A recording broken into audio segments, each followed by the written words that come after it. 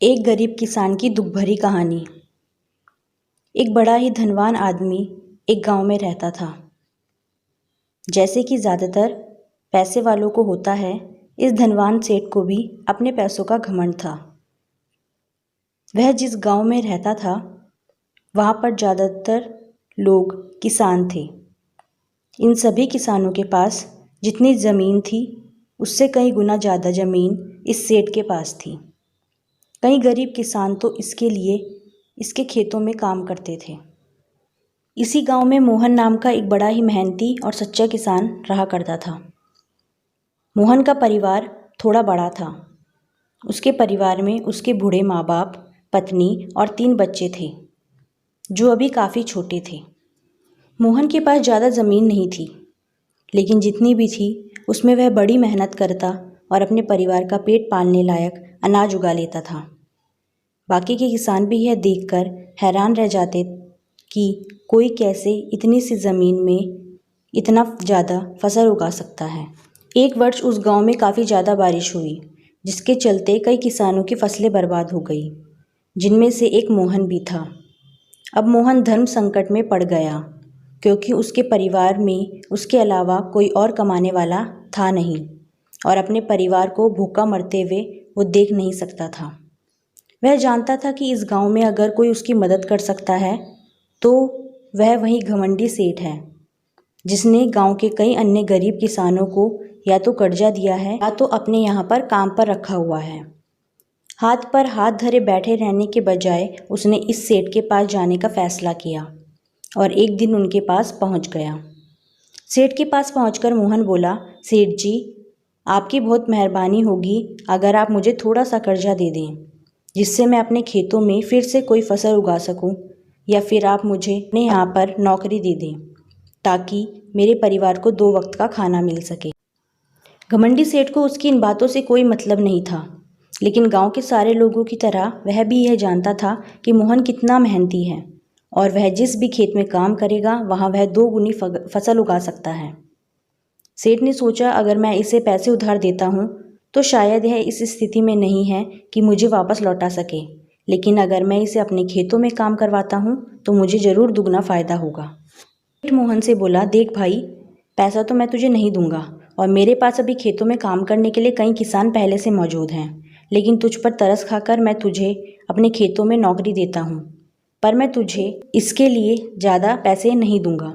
बाकी किसानों को मैं 300 देता हूँ, मैं तुझे 200 ही दे पाऊँगा। मरता क्या ना करता। मोहन ने सेठ की शर्त मान ली और उसी दिन से सेठ के खेतों में काम करना शुरू कर दिया। 2 महीनों तक नियमित वो सेठ के खेतों में जाकर कड़ी मेहनत करता और देखते ही देखते 4 महीने का काम उसने अपनी मेहनत से 2 महीने में ही खत्म कर दिया। सेठ उसके काम से काफ़ी खुश था, लेकिन वह कभी उसको यह जताता नहीं था। जब सेठ ने देखा कि उसका खेतों का काम अब खत्म हो चुका है, अगर वह मोहन को काम से निकाल देता है तो उसके 2 महीने के पैसे बच जाएंगे, तब सेठ ने मोहन को काम से निकालने का फैसला किया। एक बार सेठ को ये विचार भी आया कि इतना मेहनती आदमी शायद उसे दोबारा ना मिले, लेकिन फिर उसने सोचा कि जब अगले साल काम आएगा तब उसे फिर से नौकरी पर रख लेगा।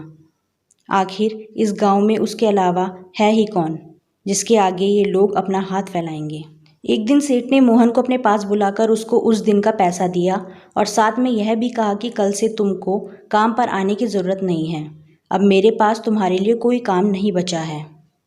जब मेरे पास काम आएगा तो मैं तुम्हें बुला लूँगा। यह सुनकर मोहन का दिल बैठ गया।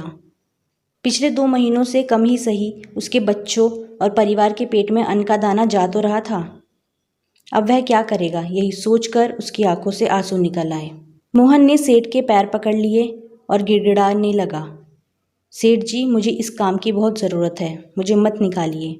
अपने मतलब से मतलब रखने वाला सेठ टस से मस ना हुआ। उसने खरी खोटी सुनाकर मोहन को वहाँ से चलता कर दिया और मन ही मन 2 महीनों की तनख्वाह बचने से खुश होने लगा। अगले दिन जब सेठ सवेरे उठा और अपने आंगन में आया तो उसने देखा कि मोहन उसके आंगन में बैठा था। सेठ ने उसको पास बुलाकर पूछा कि क्या हुआ, तुम क्यों यहाँ बैठे हो। मोहन बोला, सेठ जी, मुझे वापस काम पर रख लीजिए। आप जानते ही हैं मेरी आर्थिक परिस्थिति कैसी है, थोड़ी दया कीजिए। लेकिन सेठ ने उसकी एक ना सुनी और फिर एक बार उसे बुरा भला कहकर वहाँ से जाने के लिए कहा। बेचारा मोहन अपना सिर नीचे झुका के वहाँ से चला गया। अगले दिन फिर यही घटना दोहराई गई। मोहन फिर सेठ के आंगन में बैठा था। सेठ ने फिर उसको वहाँ से जाने के लिए कहा। यही घटना अगले कई दिनों तक चलती रही। अब तो मोहन सेठ के डांटने पर भी वहाँ से नहीं जाता था और वहीं बैठा रहता था।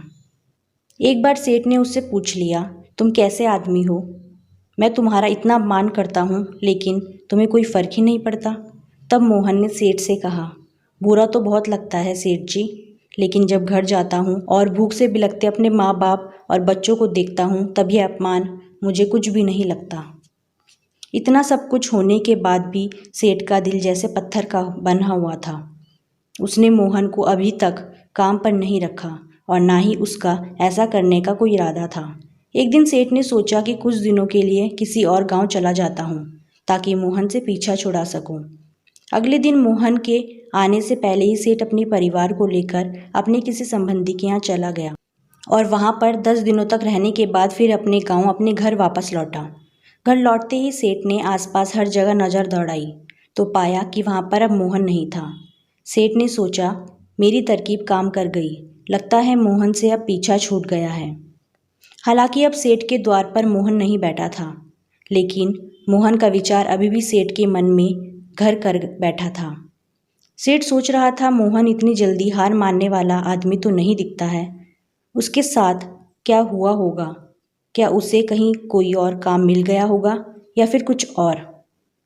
सेठ को मोहन का पता नहीं मालूम था, इसलिए अड़ोस पड़ोस के अन्य किसानों से पूछने पर पता चला कि मोहन घायल हो चुका है और अपने घर पर आराम कर रहा है।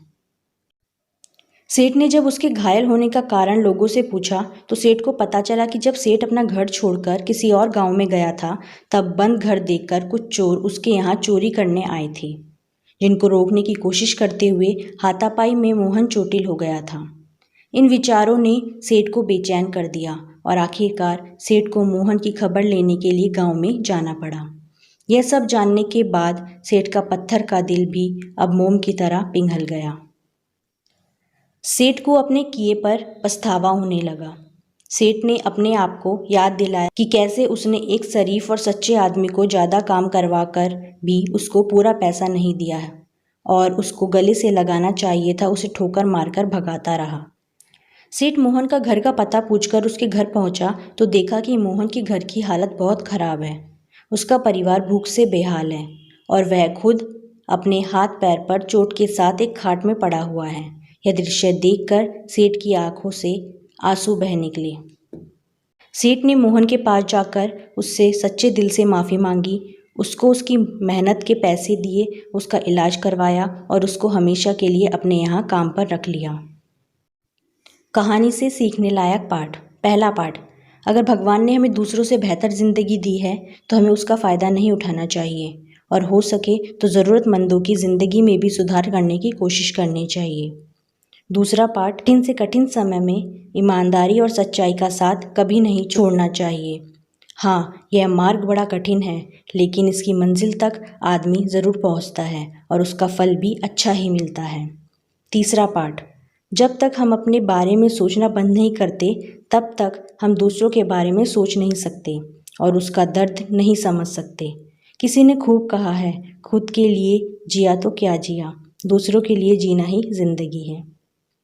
तो आज की कहानी आपको कैसी लगी, ये आप कमेंट करके हमें ज़रूर बताएं और ऐसी इंटरेस्टिंग कहानियों के लिए हमारे चैनल को सब्सक्राइब करें, साथ ही वीडियो को लाइक और शेयर ज़रूर करें। Thanks for watching.